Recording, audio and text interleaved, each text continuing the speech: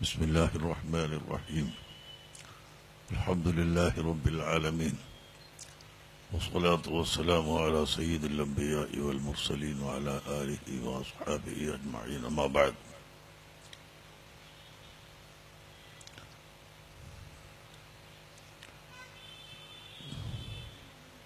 സ്റ്റേജിലും സദസ്സിലും ഉപവിഷ്ടരായ വിശിഷ്ട വ്യക്തികൾ, മഹത്തുക്കൾ, സുഹൃത്തുക്കളെ, ഞാൻ പലപ്പോഴും പ്രസംഗിക്കുന്ന ആളായതുകൊണ്ട് നമ്മുടെ ഈ സദസ്സിലേക്ക് ക്ഷണിക്കപ്പെട്ട മറ്റ് വിശിഷ്ട വ്യക്തികൾക്ക് ഞാൻ ഒഴിഞ്ഞുകൊടുക്കുകയാണ്. രണ്ട് വാക്ക് മാത്രം നിങ്ങളുടെ മുമ്പിൽ വെക്കുന്നു.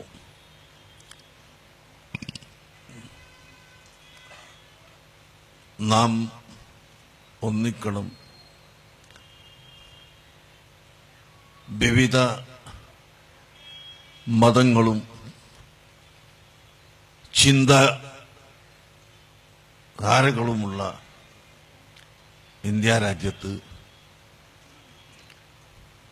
എണ്ണിപ്പറയാൻ കഴിയാത്ത അത്രയും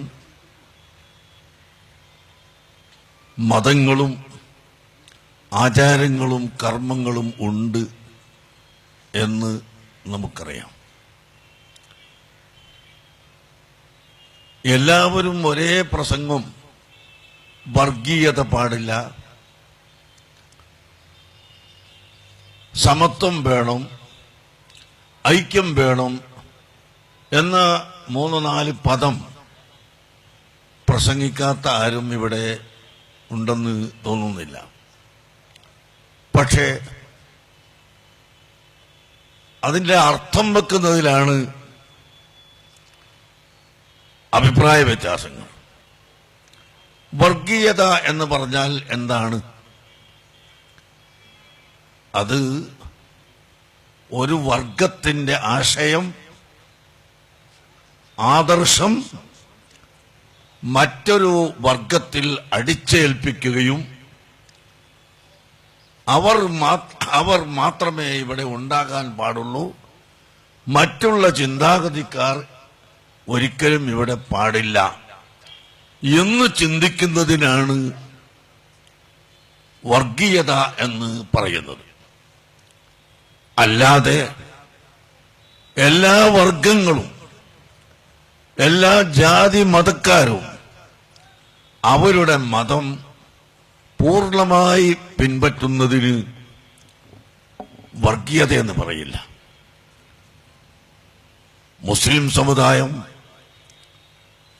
ഇസ്ലാം മാത്രമാണ് അള്ളാഹുവിന്റെ മതമെന്ന് വിശ്വസിക്കുകയും ആ മതം മുറുകെ പിടിക്കുകയും ചെയ്യുന്നു. ഹൈന്ദവ മത അനുയായികൾ അവരുടെ മതം മുറുകെ പിടിക്കുന്നു. ക്രൈസ്തവ മതാനുയായികൾ അവരുടെ മതം ഇവിടെ പ്രചരിപ്പിക്കുന്നു. അങ്ങനെ ജൈനനും ബുദ്ധനും മറ്റ്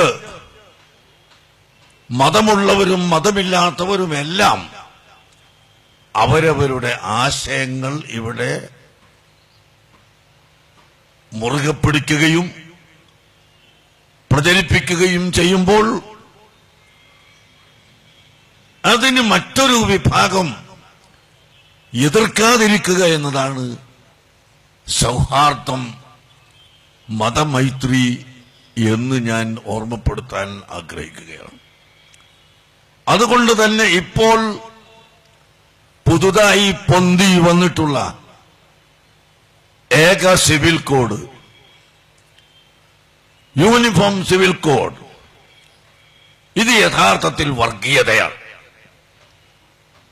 കാരണം ഏക സിവിൽ കോഡ് ഇവിടെ വന്നാൽ ഏതെങ്കിലും ഒരു ആശയം, ആദർശം അത് മാത്രമേ ഇവിടെ നിൽക്കാൻ പാടുള്ളൂ എന്നല്ലേ അതിന്റെ അർത്ഥം? അപ്പോൾ മറ്റുള്ളവരെല്ലാം എന്തു ചെയ്യണം? ഈ ഏക മതം, ഏക സിവിൽ കോഡ് ആരുടേതാണ്? ഏതാണ് ഇവിടെ പ്രചരിപ്പിക്കേണ്ടത്? ഏക സിവിൽ കോഡ് വന്നാൽ അത് ഹൈന്ദവ സിവിൽ കോഡാണോ, ക്രൈസ്തവമാണോ, അതല്ല ഹിന്ദുവാണോ, മുസ്ലിംകളാണോ? ആരുടെ സംസ്കാരമാണ് ഏക സിവിൽ കോഡായി ഇവിടെ നിലനിർത്തേണ്ടത് എന്ന ചോദ്യത്തിന് മറുപടിയില്ല. ആ മറുപടിയില്ലാത്ത വാദം തികച്ചും കഴമ്പില്ലാത്തതും ബുദ്ധിരഹിതവും ചിന്തിക്കാൻ പോലും സാധിക്കാത്തതും ആണ്. അതിലുപരി ഞാൻ പറയുന്നു, വർഗീയത ഉണ്ടാക്കി തീർക്കലാണ്. ഇവിടെ ഏതെങ്കിലും ഒരു വർഗത്തിൻ്റെത് മാത്രമേ പാടുള്ളൂ എന്ന് പറഞ്ഞാൽ അത് വർഗീയതയാണ്. ഞങ്ങളെ സംബന്ധിച്ചിടത്തോളം, ഇസ്ലാമിനെ സംബന്ധിച്ചിടത്തോളം അങ്ങനൊരു വാദം ഇല്ലേ ഇല്ല. ഹൈന്ദവർക്കെതിരായി, ക്രൈസ്തവർക്കെതിരായി, മറ്റ് മതസ്ഥർക്കെതിരായി ആഞ്ഞടിക്കണമെന്ന് ആരെങ്കിലും പറയുന്നുവെങ്കിൽ അവനെയാണ് ഞങ്ങൾ വർഗീയവാദിയായി മനസ്സിലാക്കുകയും എതിർക്കുകയും ചെയ്യുന്നത്. മറിച്ച് നമ്മുടെ ഇന്ത്യയുടെ സ്വാതന്ത്ര്യം കിട്ടിയിട്ട് കൊല്ലം എത്രയായി? 70 വർഷമായി റിപ്പബ്ലിക്. ഈ 70 വർഷത്തിന്റെ ഇടയിൽ ഈ രാജ്യത്തുള്ള മുഴുവൻ ജാതി മതക്കാരും അവരുടെ മതമനുസരിച്ചും ആശയമനുസരിച്ചും ജീവിച്ചു വരുന്നത് കൊണ്ട് തന്നെയാണ് ഇവിടെ കുഴപ്പമില്ലാതെ രാജ്യം മുന്നോട്ട് നീങ്ങുന്നത്. അതിനിടയിൽ ഒരു പ്രത്യേക ചിന്താഗതിയുമായി വന്നാൽ അതൊരിക്കലും ഇവിടെ വളരുകയില്ല. അതാണ് കഴിഞ്ഞുപോയ മഹാത്മാർ ഇവിടെ പഠിപ്പിച്ചത്. തിരുവനന്തപുരം ഭീമാ പള്ളി, ഭീമാ അബൂബക്കർ, 2 പേർ ഏറ്റവും വലിയ മതഭക്തരും ഔലിയാക്കളും ആയിരുന്നു. അവിടെ ഇന്നും ഹൈന്ദവർ ദർശനത്തിന് പോകുന്നു, ക്രൈസ്തവർ ദർശനത്തിന് പോകുന്നു. ഈ 2 പേരും മുസ്ലിംകളാണെങ്കിലും അവരുടെ സ്ഥാനത്ത് എല്ലാ മതക്കാരും പോകുന്നത് എന്തുകൊണ്ട്? അവരുടെ ജീവിതകാലത്ത് ഇസ്ലാം ഇവിടെ വളർത്തുന്നതിനു വേണ്ടി അടിച്ചമർത്തൽ സ്വഭാവം അവർ ചെയ്തിട്ടില്ല. മറിച്ച് അവരിൽ നിന്നുണ്ടായ കറാമത്തുകൾ, അമാനുഷിക സംഭവങ്ങൾ, ആ സംഭവത്തിലൂടെ പലരും ഇസ്ലാമിലേക്ക് ആകൃഷ്ടരായിട്ടുണ്ടാകാം. ഇതല്ലാതെ അടിച്ചമർത്തി അവരുടെ അടുക്കൽ വരുന്ന മുഴുവൻ ആളുകളെയും മുസ്ലിമാക്കാനുള്ള ഒരു നിർബന്ധ അവസ്ഥാവിശേഷം അവരിൽ നിന്ന് ഉണ്ടായിട്ടില്ല എന്ന കാരണം കൊണ്ടാണ് ഭീമാ പള്ളിയിൽ ഭീമാ അബൂബക്കർ 2 പേരുടെയും മഹത്തായ ആ അവസ്ഥ കൊണ്ടാണ് ഇന്നും എല്ലാ ജാതി മതങ്ങളും അവിടെ സന്ദർശിക്കുകയും ദർശനം നടത്തുകയും ചെയ്യുന്നത് എന്ന് ഞാൻ ഓർമ്മപ്പെടുത്തുകയാണ്.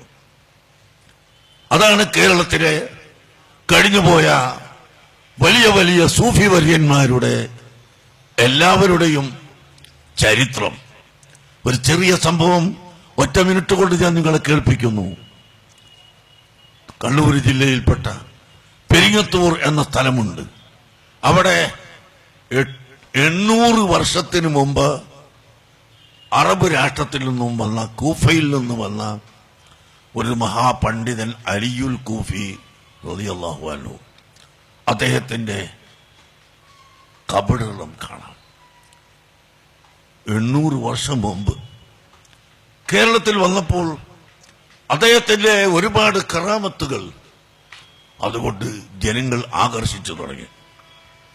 വെള്ളപ്പാണ്ട് രോഗിയുടെ ശരീരത്തിലൊന്ന് തൊട്ടാൽ ആ രോഗം മാറിപ്പോകുന്നു. കുഷ്ഠവ്യാധിക്ക് വെള്ളം മന്ത്രിച്ചു കൊടുത്ത് ആ വെള്ളം കൊണ്ട് കുളിച്ചാൽ രോഗം മാറുന്നു. മറ്റു ചില രോഗങ്ങൾ വേണ്ടേ വേണ്ട, ഇവിടെ രോഗം വേണ്ട എന്ന് വായ കൊണ്ട് പറയുന്നതിനാൽ രോഗം മാറുന്നു. ഇങ്ങനെയുള്ള അനുഭവ യാഥാർത്ഥ്യങ്ങൾ ഉണ്ടായപ്പോൾ ജാതിമത ഭേദമന്യേ അദ്ദേഹത്തെ സമീപിക്കാൻ തുടങ്ങി. മുസ്ലിംകൾ ധാരാളമായി വരുന്ന സമയം മറ്റു മതക്കാരും വരാൻ തുടങ്ങി. മുസ്ലിംകൾക്ക് നിസ്കരിക്കാൻ പള്ളി വേണം. ഒരു ദിവസം അവിടുന്ന് പറഞ്ഞു, നമുക്കൊരു പള്ളി വേണമല്ലോ, അതിന് സ്ഥലം എവിടെ കിട്ടാനുണ്ടോ എന്ന്. ഈ വാക്കുകൾ കേട്ട ഹൈന്ദവ സഹോദരന്മാർ നേരെ പിറ്റേ ദിവസം രാവിലെ അലിയുൽ കൂഫി തങ്ങളുടെ വീട്ടിലെത്തുന്നു. തങ്ങളെ, ഞങ്ങളെ കൈവശത്തിൽ ധാരാളം അമ്പലങ്ങളുണ്ട്, 1 or 2 അമ്പലം നിങ്ങൾക്ക് പള്ളിയാക്കാൻ തരാം എന്ന് പറഞ്ഞപ്പോൾ ഒരൊറ്റടിക്കത് വേണ്ട എന്നും വേണമെന്നും പറയാതെ ഇരിക്കൂ എന്ന് പറഞ്ഞ് ഇരുത്തി വെള്ളം കൊടുത്തു. അവരോട് ചോദിച്ചു, അദ്ദേഹത്തിന്റെ ചോദ്യം, ഈ അമ്പലം നിങ്ങളുടെ സ്വന്തമാണോ അതല്ല കൂട്ടുസ്വത്താണോ? പലരും പറഞ്ഞു, ഇത് തറവാട് വകയുള്ള സ്വത്താണ്, ഞങ്ങളതിന്റെ നോട്ടക്കാർ മാത്രമാണ്. മറ്റു ചിലർ പറഞ്ഞു, തങ്ങളെ, ഞങ്ങളുടെ കൈവശത്തിൽ ഉള്ള അമ്പലം ഞങ്ങൾ തന്നെ അമ്പലമാക്കിയിട്ടുള്ളതാണ്, ഞങ്ങളുടെ സ്വന്തം അവകാശമാണ്, മറ്റാർക്കും അധികാരമില്ല. അത് തരട്ടെ. അലിയുൽ കൂഫി തങ്ങൾ പറഞ്ഞു, വേണ്ട വേണ്ട, ഞാൻ നിങ്ങൾക്ക് ഒരു കാര്യം പറയട്ടെ. ഇന്ന് നിങ്ങളുടെ സ്വന്തം കൈവശത്തിലുള്ളതാണെങ്കിൽ പോലും അത് ഞാൻ പള്ളിയാക്കി മാറ്റിയാൽ ഭാവിയിൽ ഒരു കാലം വരും, അന്ന് ഈ പള്ളിയുടെ അടിസ്ഥാനം അമ്പലമായിരുന്നു എന്ന് കണ്ടാൽ മുസ്ലിം സമുദായം അമ്പലം പിടിച്ചെടുത്ത് പള്ളിയാക്കിയതാണെന്ന് ഏതെങ്കിലും ഹൈന്ദവ സുഹൃത്ത് പറയുന്ന പക്ഷം അവിടെ ഹിന്ദു മുസ്ലിം സംഘട്ടനം ഉണ്ടാകും.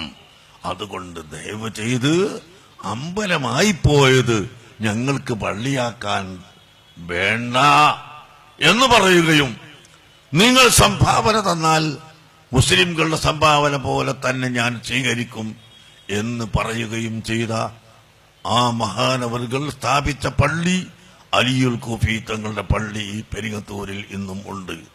മാത്രമല്ല 100ഓളം ഏക്കർ വരുന്ന ഖബർസ്ഥാൻ, ശ്മശാന സ്ഥലവും അവിടെ ഉണ്ട്. ഇതെല്ലാം സംഭാവന കൊണ്ട് പിരിച്ചുണ്ടാക്കി വാങ്ങിയതാണ്. അതായിരുന്നു കഴിഞ്ഞുപോയ മുസ്ലിം നേതാക്കളുടെ അവസ്ഥ. മമ്പുറത്ത് തങ്ങളുടെയും അതുപോലെ സയ്യിദ് ജലാലുദ്ദീൻ ബുഖാരി തങ്ങളുടെയും സയ്യിദ് മൗലൽ ബുഖാരി തങ്ങളുടെയും അങ്ങനെ കഴിഞ്ഞുപോയ എല്ലാ ഔലിയാക്കളുടെയും എല്ലാ സൂഫി വര്യന്മാരുടെയും ചരിത്രം അതാണ്. നിങ്ങൾ ഇത് മനസ്സിലാക്കണം. അതുകൊണ്ട് പ്രിയപ്പെട്ട സഹോദരങ്ങളെ, ഇന്ന് അതിനേക്കാളെല്ലാം വളരെയധികം വർഗീയ ചിന്താഗതി വളർന്നു വരുന്ന ഒരവസ്ഥയാണ് നാം കാണുന്നത്. ഈ അവസ്ഥക്ക് അറുതി വരുത്താൻ നാം എല്ലാവരും ഒറ്റക്കെട്ടാവണം. ഒന്നായി ഇവിടെ നിന്നുകൊണ്ട് ഈ രാജ്യത്ത് സമാധാനം നിലനിർത്താൻ ശ്രമിക്കണം. അതേസമയത്ത് വിഷമങ്ങളാണ് ഇവിടെ സൃഷ്ടിക്കപ്പെട്ടുകൊണ്ടിരിക്കുന്നത്. എന്താണ് ഇപ്പോൾ ഈ കഴിഞ്ഞ ഒരാഴ്ച നമ്മുടെ നാട്ടിൽ എത്ര പാവപ്പെട്ടവർ മരിച്ചു, ക്യൂവിൽ നിന്നുകൊണ്ട് എത്രയാൾ മരിച്ചു, എത്ര ജനങ്ങൾ പട്ടിണി കിടക്കുന്നു, വിഷമിക്കുന്നു. വലിയ വലിയ പണക്കാരൊക്കെ നേരത്തെ തന്നെ അവർ അതിന്റെ ഭദ്രത ചെയ്തു കാണും. ഇവിടെ പാവപ്പെട്ട സ്ത്രീകളുണ്ട്. എന്റെ മകളെ പറഞ്ഞയക്കാൻ ഒരു ചെറിയ വീട് കെട്ടാൻ, അതല്ലെങ്കിൽ മറ്റു വല്ല സൗകര്യങ്ങളും ചെയ്യാൻ ഒരല്പം കൂടി കാശ് വേണം.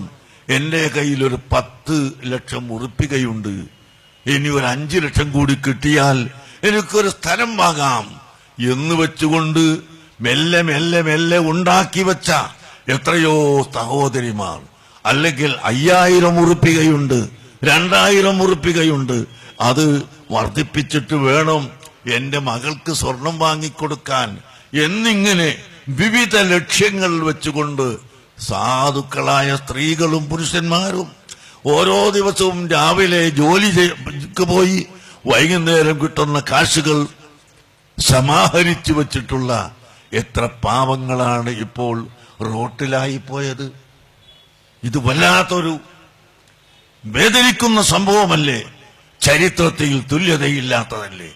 ഇത് നമ്മുടെ ഇന്ത്യ ഗവൺമെന്റ് വളരെ സൗമ്യമായി ചിന്തിക്കണമെന്ന് ഞാൻ പറയുന്നു. ഇത് പറയുന്നവരെല്ലാം ശത്രുക്കളായി കാണാതെ, ഞാൻ ഇവിടുന്ന് പറഞ്ഞു, മന്ത്രി പറഞ്ഞു, മറ്റവർ പറഞ്ഞു, നമ്മുടെ എല്ലാ ആളുകളും പറഞ്ഞു, ഈ പറയുന്നവരെ മുഴുവനും ശത്രുക്കളായി കാണുന്നതിന് പകരം ഇതൊരു യാഥാർത്ഥ്യമാണ്. ജനങ്ങളെ റോട്ടിലിറക്കി കൊല്ലുന്ന ഒരവസ്ഥാവിശേഷമാണ് ഇവിടെ വന്നിട്ടുള്ളത് എന്ന് തികച്ചും മനസ്സിലാക്കണമെന്ന് ഗവൺമെന്റിനോട് ഞങ്ങൾ ആവശ്യപ്പെടുകയാണ്. പ്രിയപ്പെട്ട സഹോദരങ്ങളെ, അതുകൊണ്ട് ഇത്തരം നല്ല കാര്യങ്ങളിലെല്ലാം നമ്മൾ ഒത്തൊരുമിച്ചുകൊണ്ട് ഒറ്റ ആശയത്തിലായി, ഇവിടെ രാഷ്ട്രീയ വ്യത്യാസമുണ്ടെങ്കിലും മറ്റ് ജാതി മതത്തിന്റെ വ്യത്യാസമുണ്ടെങ്കിലും അതെല്ലാം മറന്നുകൊണ്ട് നമ്മുടെ ഐക്യം ഇവിടെ ഭദ്രമാക്കണം. ഏക സിവിൽ കോഡ് ഒരിക്കലും സാധ്യമല്ല, അതിന് ആരും അനുവദിക്കുകയില്ല എന്നുകൂടി ഓർമ്മപ്പെടുത്തി ഞാൻ തൽക്കാലം നിർത്തുന്നു. നേരത്തെ പറഞ്ഞതുപോലെ വിശിഷ്ട വ്യക്തികളെല്ലാം സംസാരിക്കാനുള്ളത് കൊണ്ട് ഞാൻ എൻ്റെ പ്രസംഗം നീട്ടിക്കൊണ്ട് പോവുകയോ പ്രസംഗിക്കുകയോ ചെയ്യുന്നില്ല എന്ന് പ്രത്യേകം ഓർമ്മപ്പെടുത്തി വാക്കുകൾ അവസാനിപ്പിക്കുന്നു. അള്ളാഹു ഈ സംരംഭം വിജയിപ്പിക്കുമാറാകട്ടെ. നമ്മുടെ വിദ്യാർത്ഥി സംഘടന SSF ഈ കേരളത്തിലുടനീളം നൂറുകണക്കായ ഇതുപോലുള്ള നല്ല പ്രവർത്തികൾ മാത്രം ചെയ്യുന്ന സംഘടനകളാണ്. ആ സംഘടനക്ക് നിങ്ങൾ എല്ലാവിധ സഹായങ്ങളും സഹകരണങ്ങളും ചെയ്തു കൊടുക്കണം. SSF വിദ്യാർത്ഥികളെ നിങ്ങൾ സഹായിക്കണം എന്നുകൂടി സാന്ദർഭികമായി ഓർമ്മപ്പെടുത്തി വാക്കുകൾ നിർത്തുന്നു. അള്ളാഹു തൗഫീഖ് നൽകട്ടെ. അസ്സലാമു അലൈക്കും.